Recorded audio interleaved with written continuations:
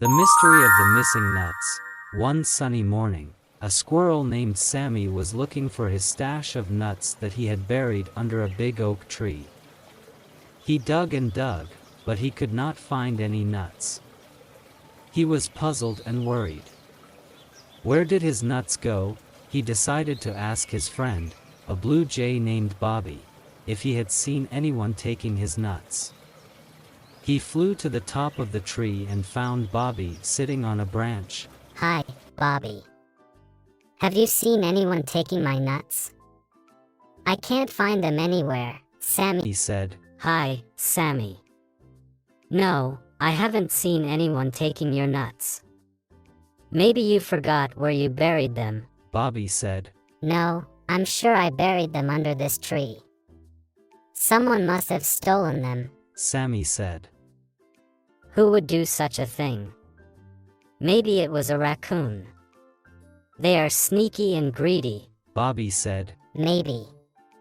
But how can we find out? Sammy asked. I have an idea. Why don't we set a trap for the thief? We can use some of my berries as bait and hide nearby. When the thief comes, we can catch him red-handed, Bobby said. That's a good idea. Let's do it, Sammy agreed. They gathered some of Bobby's berries and placed them under the tree. Then they hid behind some bushes and waited. After a while, they heard some rustling noises. They peeked out and saw a fox approaching the tree. He sniffed the berries and licked his lips. He was about to take a bite when Sammy and Bobby jumped out and shouted. Stop. You are the thief. You stole my nuts. Sammy accused. What? No, I didn't. I just came here to eat some berries, the fox said. Don't lie. We know you took them. Give them back. Bobby demanded. I'm telling the truth. I don't have your nuts. I don't even like nuts. They are too hard and dry. The fox said. Then who took them? Sammy asked. I don't know. Maybe it was the bear. He likes nuts. He lives in the cave on the other side of the forest, the fox said. Really? Let's go and see, Sammy said. Wait. You can't go there. The bear is dangerous. He might eat you. The fox warned. We don't care. We want our nuts back. Come on, Bobby. Let's go, Sammy said. They left the fox and headed to the cave.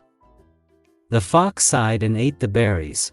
When they reached the cave, they saw a big brown bear sleeping inside.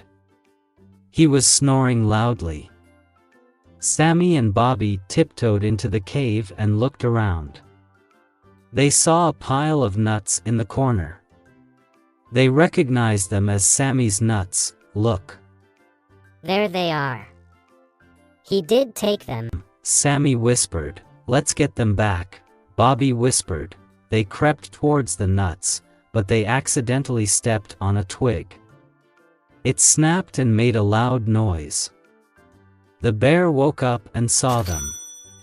He roared and charged at them. Run! Sammy and Bobby screamed. They ran out of the cave. But the bear was faster. He was about to catch them when they heard a loud roar from behind. They turned and saw a lion standing on a rock. He was the king of the forest. He had heard the commotion and came to see what was going on. Stop. What are you doing? The lion shouted. The bear stopped and bowed his head. He was afraid of the lion. I'm sorry, Your Majesty. I was just chasing these two thieves. They came into my cave and tried to steal my nuts. The bear lied. That's not true. He stole our nuts. We came to get them back. Sammy and Bobby said. Is that so? How do you prove it? The lion asked. We can prove it. We have a mark on each nut. It's a small letter S. It stands for Sammy. He carved it with his teeth, Bobby said. Really? Let me see, the lion said. He walked to the pile of nuts and picked one up.